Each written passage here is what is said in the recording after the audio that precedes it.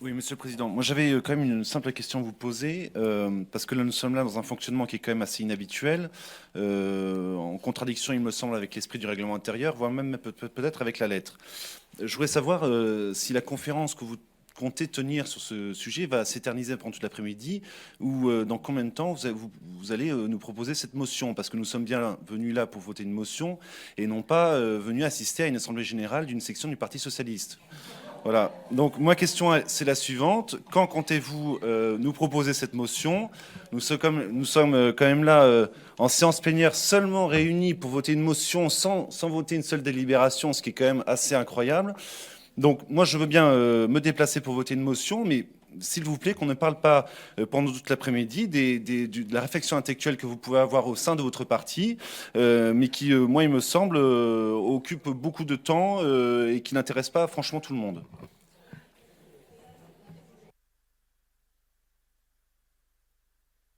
Je n'imagine même pas ce que vous auriez pensé si je vous avais demandé de faire 1h30 de déplacement aller, 1h30 de retour pour voter la motion en 5 minutes.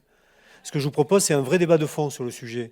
Il me semble quand même qu'une assemblée comme la nôtre a aussi vocation à réaliser un débat de fond. Alors j'entends bien le procès d'intention que vous faites. Il m'a semblé, y compris de la part de Marine Le Pen, entendre parfois des choses sur la question du revenu de base. Je pense que c'est un sujet de société, et je l'ai dit tout à l'heure, qui dépasse la question du Parti socialiste, qui va bien au-delà, au centre, à droite et à l'extrême droite.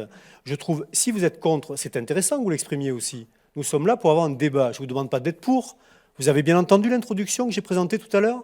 La manière dont j'ai expliqué la méthode? Les questionnements qui sont les miens? L'absence de certitude? L'absence de dogme?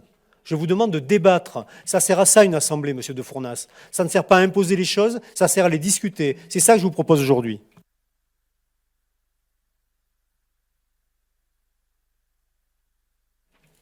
Oui, allez-y.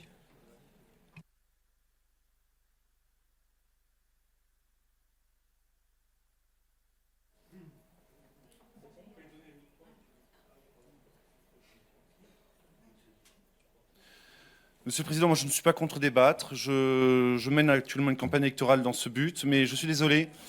Nous sommes dans le cadre d'un processus législatif et il ne vous aura pas échappé que nous ne sommes pas ici à l'Assemblée nationale ni au Sénat, mais dans un conseil départemental. Dans ce cas, si vous voulez parler du fond, retrouvons-nous sur le terrain électoral, faites-vous élire à l'Assemblée nationale. Mais moi je suis désolé, je ne vais pas perdre mon après-midi à débattre d'un sujet...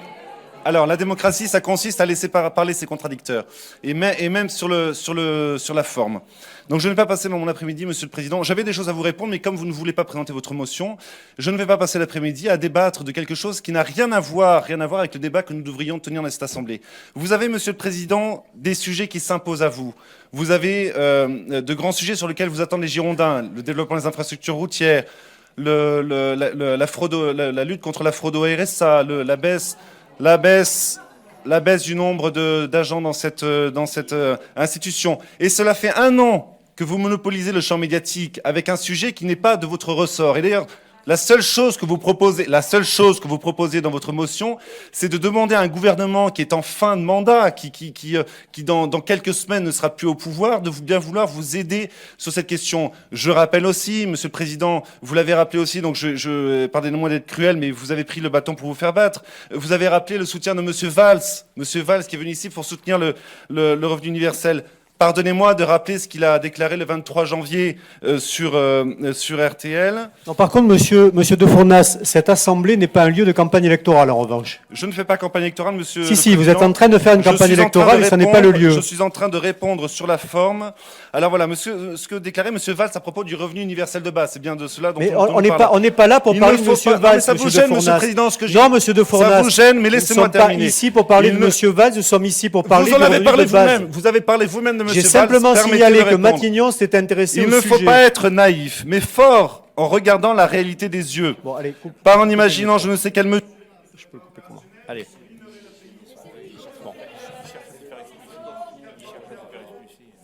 Au plus de déficit et plus de dette, il faut sortir des ambiguïtés.